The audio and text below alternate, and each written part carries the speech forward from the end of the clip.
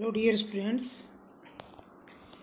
आज हम inorganic chemistry में 4th यूनिट स्टार्ट कर रहे हैं, जिसका ए पोर्शन है एस ब्लॉक एलिमेंट्स।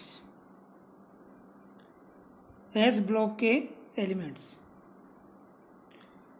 तो जैसा कि हमें ध्यान है, इलेक्ट्रॉनीय विन्यास के आधार पर आवर्त सारणी के तत्वों को हम क्लासीफाई करते हैं, अलग अलग ग्रुप में डिवाइड करते हैं, और उसी आधार पर जिन तत्वों के इलेक्ट्रॉनीय विन्यास में अंतिम इलेक्ट्रॉन एस कक्षक में भरा जाता है, उन सभी एलिमेंट्स को हम एस ब्लॉक एलिमेंट्स कहेंगे।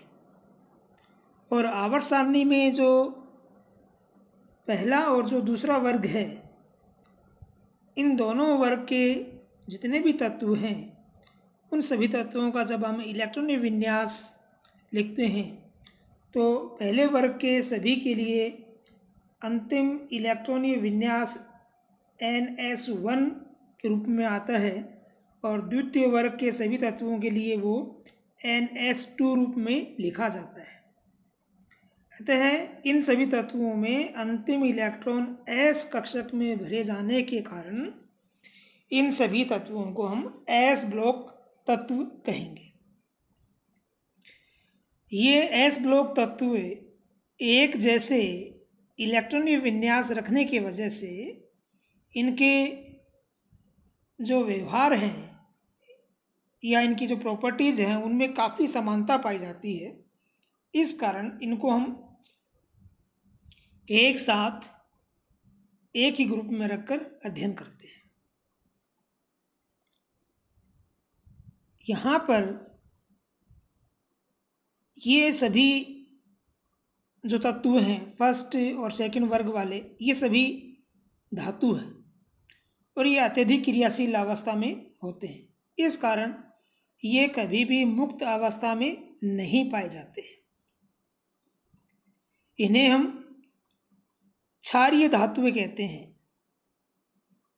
या जो द्वितीय वर्ग वाले हैं उन्हें क्षारीय मृदा तत्व या मृदा धातुएं कहते हैं, क्योंकि जो फर्स्ट वर्ग वाले हैं ये ऑक्साइड्स और हाइड्रोक्साइड्स के रूप में पाए जाते हैं कि जो जल से क्रिया करके क्षारीय विलयन बनाते हैं, जबकि द्वितीय वर्ग वाले जो तत्व हैं वो मुख्य रूप से भूमि की सतह या भूपट्टी में पाए गए।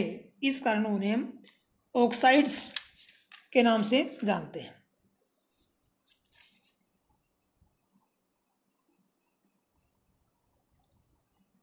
पहले हम इनकी जो फिजिकल प्रॉपर्टीज़ है, उन फिजिकल प्रॉपर्टीज़ के बारे में अध्ययन करते हैं कि ये फिजिकल प्रॉपर्टी या भौतिक गुण क्या हैं।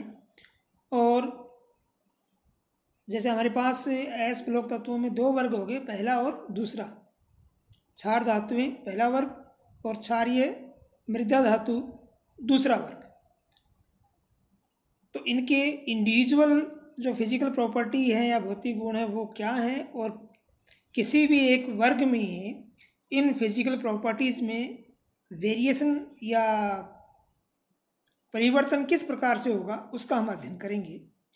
ये फिजिकल प्रॉपर्टीज़ हैं एटॉमिक और आयनिक रेडियाई, आयनाइजेशन एनर्जी, आयनन ऊर्जा, धात्विक गुण और conductance, oxidation state, reduction power, अपचायक क्षमता, मेल्टिंग पॉइंट और बॉइलिंग पॉइंट,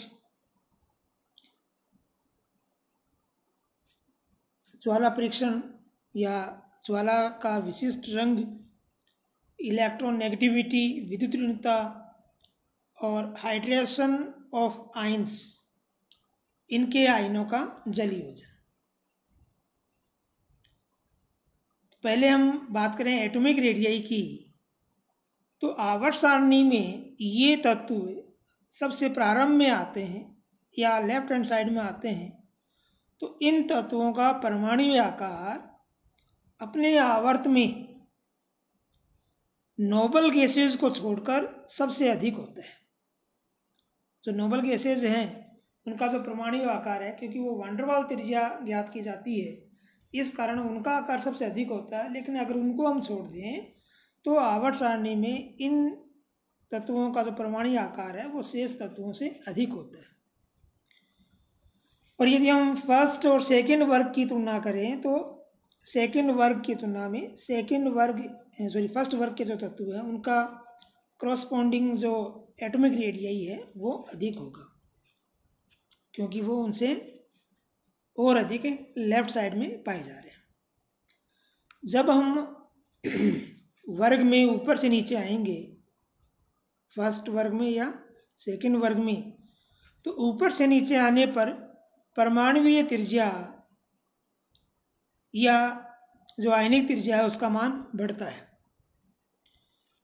क्योंकि जब हम वर्ग में ऊपर से नीचे आएंगे तो लगातार कोस की संख्या बढ़ती जाती है, और कोस की संख्या बढ़ने के कारण जो आकार है उस आकार का मान बढ़ेगा, इस कारण से त्रिज्या का मान भी बढ़ेगा। जब इन तत्वों को इनकी आयन अवस्था में लाया जाता है, जैसे जो फर्स्ट वर्ग वाले हैं ये +1 आयन अवस्था में आते हैं, उस अवस्था में उनकी जो त्रिज्या वो आयनिक त्रिज्या कहलाती है। द्वितीय वर्ग वाले हैं ये +2 अवस्था में आयनिक फॉर्म में आएंगे, उस अवस्था में जो इनकी त्रिज्या वो आयनिक त्रिज्या कहलाएगी। और किसी भी धनात्मक आयन की त्रिज्या उसके मूल तत्व की तुलना में कम होती है। लिथियम आयन की त्रिज्या लिथियम परमाणु की त्रिज्या से कम होगी।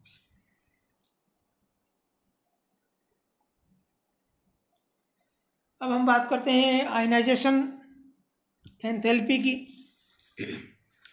आयनाइजेशन एंथैल्पी या आयनन ऊर्जा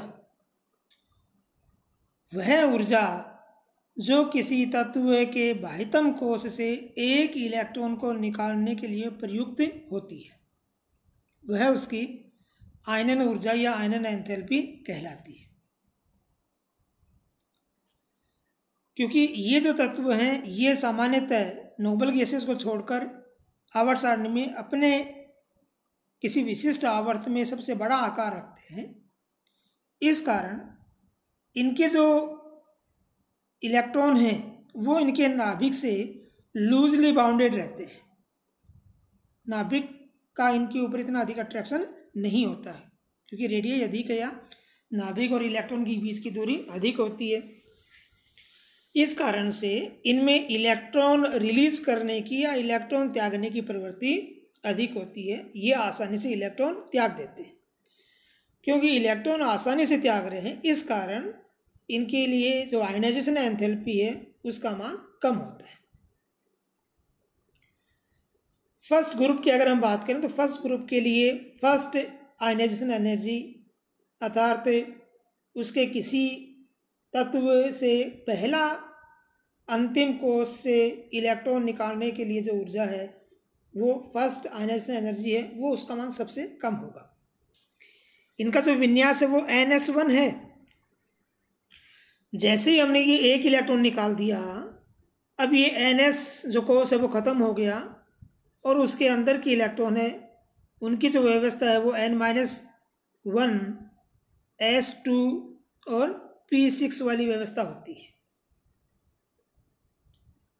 लिथियम की अगर हम बात करें तो लिथियम में NS1 इलेक्ट्रॉन निकालने के बाद में 1s2 विन्यास बचता है, और नीचे के अगर हम तत्वों में बात करें तो वहाँ पर N-1 S2 N-1 P6 विन्यास बचता है।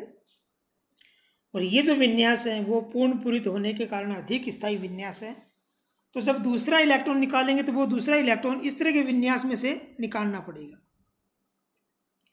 इस कारण दूसरा इलेक्ट्रॉन निकालना बहुत मुश्किल होता है, तो उसके लिए हमें बहुत अधिक एनर्जी की आवश्यकता पड़ती है।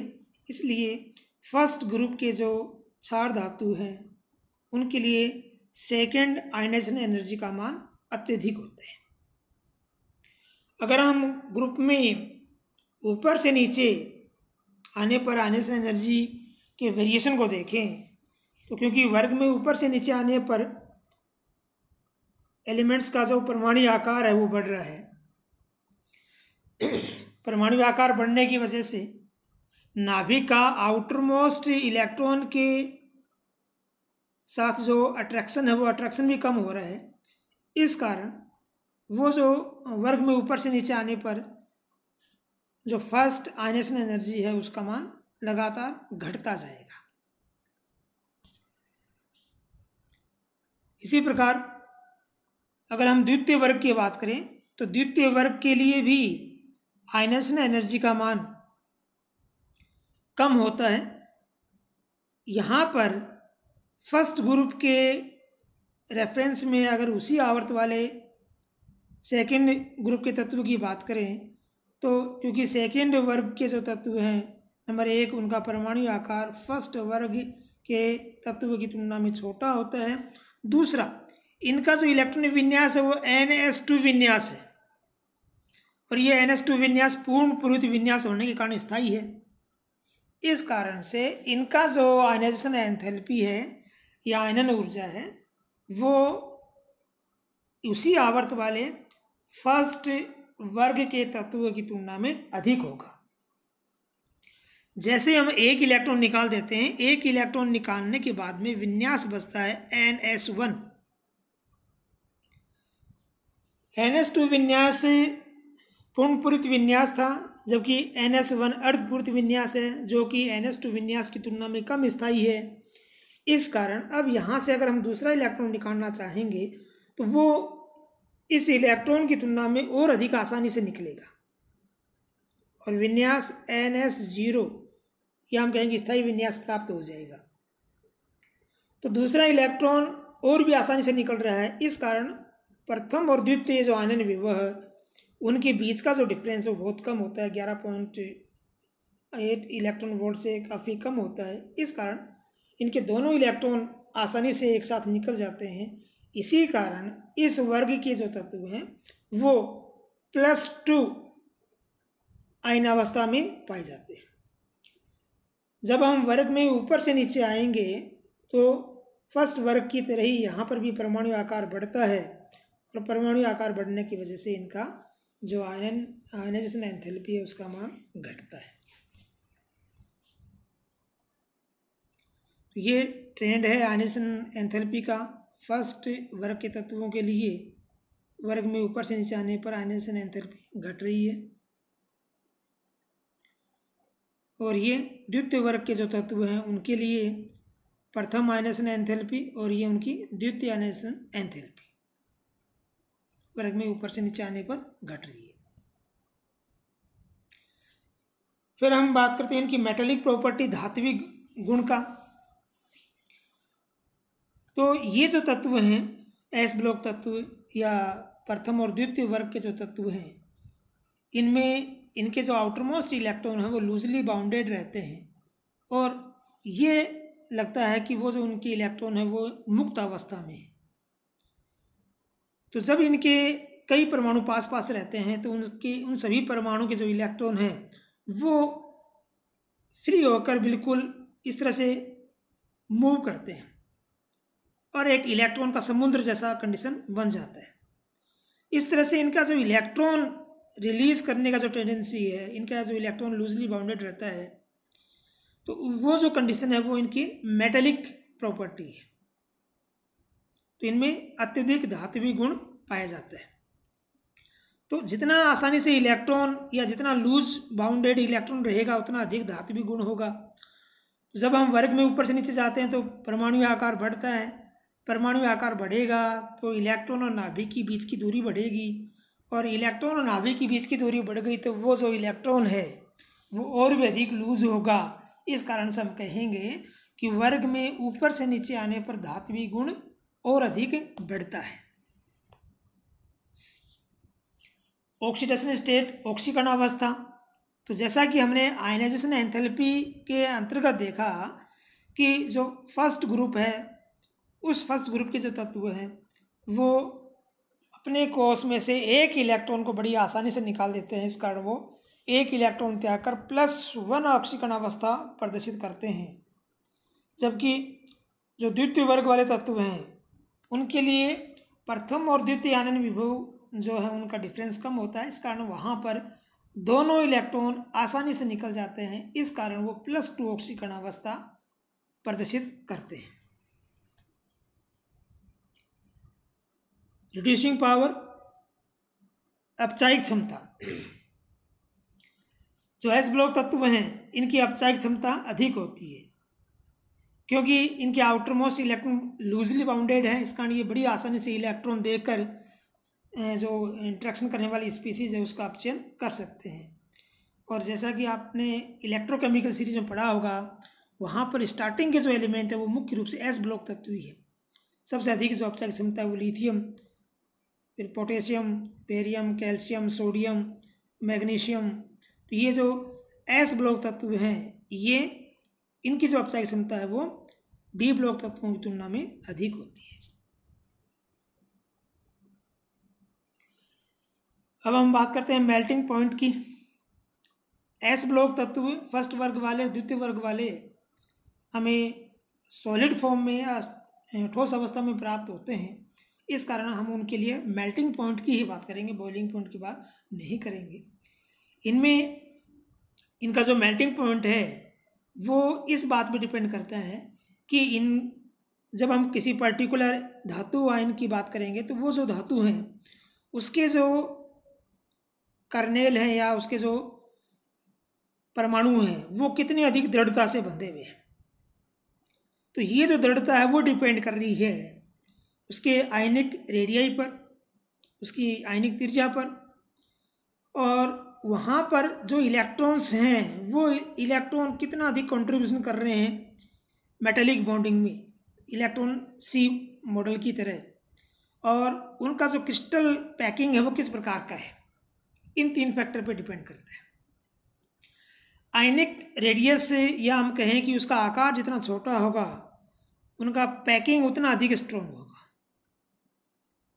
तो पैकिंग जितना अधिक स्ट्रॉन्ग होगा उसके अकॉर्डिंग उनका जो बॉन्ड है वो बॉन्ड स्ट्रॉन्ग होगा और उनको मेल्ट करने के लिए अधिक एनर्जी की रिक्वायरमेंट होगी। जितने अधिक इलेक्ट्रॉन मेटेलिक बॉन्ड में कंट्रीब्यूट होंगे, मेटेलिक बॉन्ड की संख्या या स्ट्रेंथ उतनी अधिक होगी, उस कंडीशन में भी जो मेल्टिंग पॉइंट है उसका मान बढ़ता है।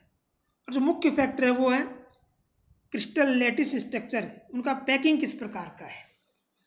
जो क्रिस्टल हैं, धातु हमें क्रिस्टल सॉलिड फॉर्म में प्राप्त होते हैं, और उनका जो पैकिंग है वो पैकिंग जितना अधिक डेंसिटी वाला होगा, जितना अधिक सघन होगा, वहाँ पर उनका मेल्टिंग पॉइंट उतना ही अधिक होगा। तो ये जो मेल्टिंग पॉइंट है वो उनकी पैकिंग पर डिपेंड कर रहा है। ये जिनका जो पैकिंग है वो पैकिंग इस प्रकार से है। ये जो फर्स्ट ग्रुप वाले तत्व हैं इनका अधिकांश बॉडी सेंटर्ड क्यूबिक स्ट्रक्चर है, और सेकंड ग्रुप वाले उनका हेक्सागोनल स्ट्रक्चर है। तो इस प्रकार से इनका जो पैकिंग है उस पैकिंग की वजह से इनके मेल्टिंग पॉइंट में वेरिएशंस, जो पैकिंग अलग अलग है उसके अकॉर्डिंग जो एक ट्रेंड है वो ट्रेंड फिक्स नहीं रह पाता है। वो जो ट्रेंड है वो जैसे एक स्ट्रेट वे में आना चाहिए वो स्ट्रेट वे में नहीं आ पाता है। इस प्रकार से ये वेरिएशंस उनके पैकिंग फ्रैक्शंस के वजह से ये इरेगुलर वेरिएशन पाया जाता है। सामान्य रूप से जब हम वर्ग में ऊपर से नीचे आते हैं तो आकार घटने की वजह से, आकार बढ़ने की वजह से उनके जो पैकिंग है वो पैकिंग लूज होता है, या उनके बीच का जो इंट्रैक्शन है मेटेलिक बॉन्ड है वो कमज़ोर होता है। इस कारण से उनका मेल्टिंग पॉइंट कम होने लग जाता है। और जैसे जैसे आकार बढ़ता है वैसे वैसे जो एलिमेंट्स हैं उनका सॉफ्टनेस भी बढ़ता है, तो उसके अकॉर्डिंग भी हम कह सकते हैं कि उनका जो मेल्टिंग पॉइंट है वो घटता है। फिर हम एस ब्लॉक एलिमेंट्स के specific character, flame, colour of flame के बारे में बात करते हैं, जिसका यूज़ हम उनके आइडेंटिफिकेशन के लिए करते हैं, और हम कहते हैं कि फ्लेम टेस्ट करके इनका आइडेंटिफिकेशन किया जा सकता है। जब हम क्षारीय धातुओं को या उनके लवणों को या क्षारीय मृदा धातुओं को ज्वाला के अंदर गर्म करते हैं या जलाते हैं तो वो जो ज्वाला है उसका एक विशिष्ट रंग आने लग जाता है। जब हम किसी विशिष्ट धातु या उसके लवण को जलाएंगे तो ज्वाला का रंग भी विशिष्ट होगा। जैसे जब हम लिथियम को या उसके लवण को ज्वाला में जलाएंगे तो वहाँ पर जो ज्वाला का रंग है वो गहरा लाल दिखाई देगा। जब हम सोडियम के कंपाउंड को जलाएंगे तो वहाँ पर हमें उसका सुनहरा पीला रंग दिखाई देगा। जब हम पोटेशियम को जलाएंगे तो उसका पीला बैंगनी जैसा रंग दिखाई देगा। जब हम रुबिडियम को जलाएंगे तो वहाँ पर ब्लूइश रेड या हल्का बैंगनी जैसा रंग दिखाई देगा। तो इस प्रकार से इनके जो स्पेसिफिक कलर हैं उन स्पेसिफिक कलर के आधार पर हम इनका आइडेंटिफिकेशन भी कर सकते हैं। इसी प्रकार द्वितीय वर्ग में जो कैल्शियम है उसको जब हम या उसके लवण को जलाएंगे तो वो ईंट जैसा लाल चटकीला लाल रंग प्रदर्शित करेगा। बेरियम है वो ग्रीन एप्पल जैसा कलर शो करेगा। तो ये जो स्पेसिफिक कलर है इसके आधार पर इनका आइडेंटिफिकेशन किया जाता है। और ये स्पेसिफिक कलर इनका किस वजह से प्रदर्शित होता है तो उसमें क्या है कि देखो कलर जहाँ प्रदर्शित होगा वहाँ पर वेवग्योर रीजन की रेडिएशंस हमें प्राप्त हो रही है। जब वेवग्योर रीजन की रेडिएशंस प्राप्त होती हैं तभी हमें कलर दिखाई देता है। तो इनमें जब हम इनको ज्वाला में गर्म करते हैं तो इनके जो आउटर मोस्ट इलेक्ट्रॉन है वो इनके लोअर एनर्जी लेवल से हायर एनर्जी लेवल में उत्तेजित हो जाते हैं। इस तरह से जैसे पहले वर्ग के जो NS1 के इलेक्ट्रॉन हैं वो उत्तेजित होकर Np में जा सकते हैं। द्वितीय वर्ग के जो तत्व हैं उनका जो विन्यास NS2 है तो NS2 वाले जो इलेक्ट्रॉन है वो नेक्स्ट जो कॉस है एनर्जी लेवल है Np है या उसके ऊपर वाला जो भी है वो उसमें संक्रमण करके चले जाएंगे। लेकिन जैसे ही ये उत्तेजन होगा ये जो उत्तेजन है इस उत्तेजन से उस पर्टिकुलर कंपाउंड की एनर्जी बढ़ जाएगी और उस उत्तेजित अवस्था में एनर्जी अधिक होने की वजह से वो कंपाउंड स्टेबल नहीं होगा। इस कारण जैसे ये इलेक्ट्रॉन उत्तेजित होकर ऊपर गया था कुछ समय बाद में ये वापस अपनी मूल अवस्था में आएगा। जब ये मूल अवस्था में आएगा तो ये जो अतिरिक्त एनर्जी इसने अब्जॉर्ब कर ली थी ये इस एनर्जी को बाहर निकालेगा। ये जो एनर्जी बाहर निकल रही है रेडिएशन के रूप में इसका जो रीजन है इसका जो ऑर्डर है वो विबग्योर जो दृश्य क्षेत्र है उसके अंदर आता है। इस कारण से हमें इसका कलर स्पेसिफिक कलर दिखाई देता है। तो इस प्रकार से जैसे यहाँ पर ये प्रदर्शित है कि इस प्रकार से सोडियम है वो उत्तेजित अवस्था में आ गया और उत्तेजित अवस्था में आने के बाद जब वापस मूल अवस्था में आता है तो वो इस प्रकार से रेडिएशंस को बाहर निकालता है और सोडियम ने 589 नैनोमीटर जो लैम्डा वैल्यू है उसका रेडिएशन बाहर निकाला जिसका कलर है वो येलो होता है। इस कारण वो हमें येलो इस कलर का दिखाई देता है। तो इस प्रकार एस ब्लॉक एलिमेंट्स है उनका स्पेसिफिक कलर होता है फ्लेम के अंदर और उसी के अकॉर्डिंग हम उनका आइडेंटिफिकेशन कर सकते हैं। नेक्स्ट है इलेक्ट्रॉन नेगेटिविटी विद्युत ऋणता। तो यहाँ पर हमने देखा कि ये जो एस ब्लॉक एलिमेंट्स हैं इनका परमाणु आकार अधिक होने की वजह से इनका जो आउटरमोस्ट इलेक्ट्रॉन वो लूजली बाउंडेड है तो इनका इलेक्ट्रॉन त्यागने का प्रवृत्ति है। इस कारण ये अपने बाउंड्री से बाहर जो इलेक्ट्रॉन आ रहे हैं उनको अपनी तरफ अट्रैक्ट नहीं करने का टेंडेंसी ज़्यादा रखते हैं। तो इनका जो इलेक्ट्रॉन नेगेटिविटी है वो बहुत कम होता है। इनका जो इलेक्ट्रो पॉजिटिविटी है या इलेक्ट्रो पॉजिटिव जो नेचर है वो अधिक होता है क्योंकि ये आसानी से इलेक्ट्रॉन त्याग कर पॉजिटिव आयन अवस्था में आ जाते हैं। जब हम वर्ग में ऊपर से नीचे जाते हैं तो आकार बढ़ता है और आकार बढ़ने से बाहर के इलेक्ट्रॉन को खींचने की टेंडेंसी और भी कम हो जाती है। तो वर्ग में ऊपर से नीचे आने पर जो इलेक्ट्रॉन नेगेटिविटी है वो और भी कम होने लग जाती है। तो हम ये देख रहे हैं कि वर्ग में ऊपर से नीचे आने पर इलेक्ट्रॉन नेगेटिविटी घटती है। हाइड्रोजन ऑफ आयन से जल योजन एस ब्लॉक तत्वों के जो आयन है उनका जल योजन होता है। जल योजन का मतलब हुआ कि उनके आयन जब जल के संपर्क में आते हैं तो वो जल के जो मॉलिक्यूल है जो वाटर मॉलिक्यूल्स हैं वो उनके ऊपर जुड़ जाते हैं, उनको कवर कर लेते हैं। इस प्रोसेस को हम हाइड्रेशन प्रोसेस कहते हैं।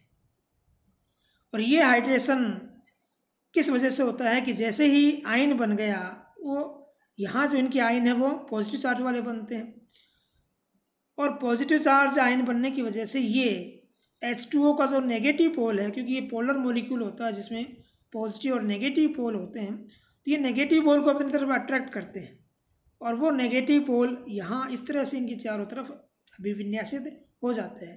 तो ये जो प्रोसेस है ये हाइड्रेशन प्रोसेस है। तो यहाँ पर ये कितने वाटर मॉलिक्यूल्स इसकी तरफ अट्रैक्ट होंगे या इसको जल योजित करेंगे वो डिपेंड करता है कि ये जो पॉजिटिव आयन बना है एस ब्लॉक एलिमेंट का, इसके अंदर पावर कितना है कि ये कितने अधिक वाटर मॉलिक्यूल्स को कितने अधिक ताकत से अपनी तरफ अट्रैक्ट करे। तो वो डिपेंड करेगा कि इसका चार्ज डेंसिटी कितना है। वो चार्ज डेंसिटी डिपेंड करेगा कि चार्ज कितना अधिक है और दूसरा साइज कितना कम है। तो साइज जितना कम होगा, चार्ज डेंसिटी उतना अधिक होगा, तो वो उतनी अधिक वाटर मॉलिक्यूल्स को अपनी तरफ अट्रैक्ट करेगा। तो अगर हम फर्स्ट ग्रुप में बात करें तो फर्स्ट ग्रुप में लिथियम का आकार सबसे छोटा होता है, इस कारण उसका जो चार्ज डेंसिटी है वो अपने वर्ग के शेष सभी तत्वों से, क्योंकि वर्ग में चार्ज तो सब पर सेम ही है, लेकिन लिथियम का आकार जो सबसे ऊपर है उसका आकार सबसे छोटा होगा, इस कारण उसके लिए चार्ज डेंसिटी सबसे अधिक होगी। इस कारण वो सबसे अधिक मॉलिक्यूल्स को अपनी तरफ अट्रैक्ट करता है, तो उसके लिए जो हाइड्रेशन का नेचर है वो सबसे अधिक हो गया। जब ये हाइड्रेशन होता है तो इस हाइड्रेशन के दौरान जो एनर्जी रिलीज होती है उस एनर्जी को हम हाइड्रेशन एंथैल्पी कहते हैं। तो जितना अधिक वाटर मॉलिक्यूल्स को अपनी तरफ अट्रैक्ट करने का टेंडेंसी होगा, ये हीट या एनर्जी भी उतना ही अधिक रिलीज होगा, अर्थात उसका हाइड्रेशन एंथैल्पी भी उतना ही अधिक होगा। तो जितना चार्ज डेंसिटी अधिक, हाइड्रेशन एंथैल्पी का मान भी उतना ही अधिक। तो जब हम वर्ग में ऊपर से नीचे जाएंगे तो वर्ग में ऊपर से नीचे जाने पर आकार बढ़ता है, आकार बढ़ने से चार्ज डेंसिटी कम होगी, और चार्ज डेंसिटी कम होगी तो हम कहेंगे कि हाइड्रेशन एंथैल्पी का मान भी कम होगा। तो इसी तरह दूसरे जो विलायक हैं उन दूसरे विलायकों के साथ संपर्क में आने पर भी एस ब्लॉक के जो आयंस है वो सॉल्वीकृत हो सकते हैं, उन विलायक अणुओं के साथ भी वो हाइड्रेशन जैसे ही सॉल्वेशन प्रोसेस में आ सकते हैं। तो ये इनके हाइड्रेशन का सीक्वेंस है कि वर्ग में ऊपर से नीचे आने पर हाइड्रेशन एनर्जी या हाइड्रेशन एंथैल्पी का मान कम होता है। ये फर्स्ट वर्ग के लिए और ये सेकेंड वर्ग के लिए। तो आज सिर्फ इतना ही। आज के इस लेक्चर में हमने अध्ययन किया एस ब्लॉक एलिमेंट्स की फिजिकल प्रॉपर्टी और वर्ग में उन फिजिकल प्रॉपर्टीज़ का वेरिएशन किस प्रकार से होगा। Okay, thank you.